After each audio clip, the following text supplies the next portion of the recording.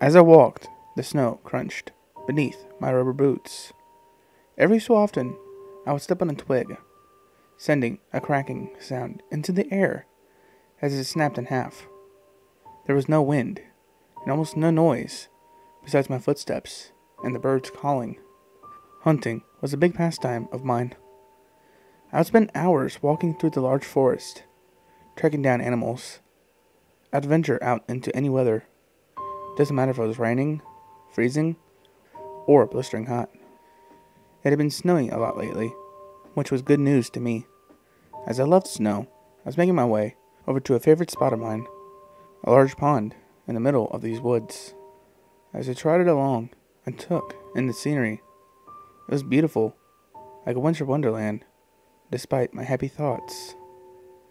I couldn't help but think of an awful incident that happened 10 or so years back. A young man, around the age of 20, went out hiking in this forest. When he never came home, the authorities were called, and they went out to find him. Sadly, what they found was his lifeless body, sunken to the bottom of the pond. The poor boy had drowned, and every time I went to the pond, I thought about how it was his grave. Since the accident, the children of the town would tell ghost stories about the forest, and would dare each other to see how far they could go out into it. I reached the pond, frozen and glistening. It was so cold. I knew that I shouldn't stay out too long. I started to make my way over to a large boulder. I liked to sit on it and watch for wildlife.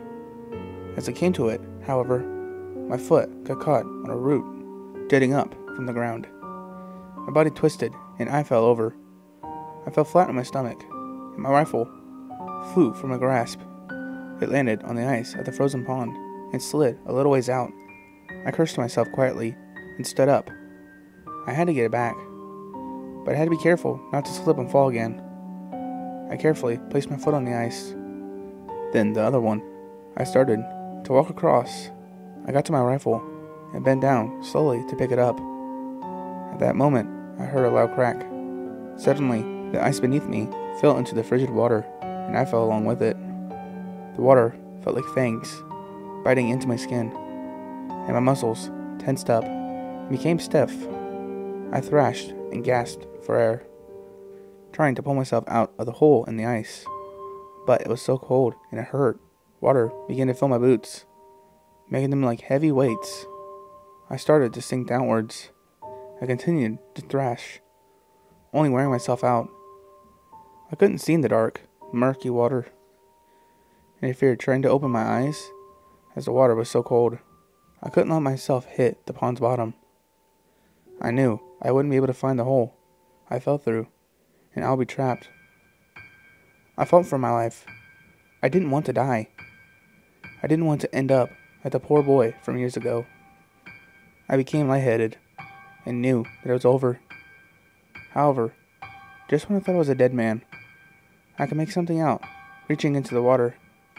It was a hand. I saw it moving and reaching down within arm's reach of me. I shot my own hands out and grabbed onto it and pulled me up, and my head emerged from the water. I kept my eyes closed and my head down. With the person's help, I was pulled completely out of the pond. Oh, God, thank you. Thank God you were here, I said in a quiet, raspy voice. I opened my eyes to see my savior, but to my great surprise, there was no one there. I looked around, glancing everywhere, but there was no one anywhere. I never went back to that pond. Whenever the children would tell ghost stories about the drawn boy in the woods, I would listen, because I was sure that I owed him my life.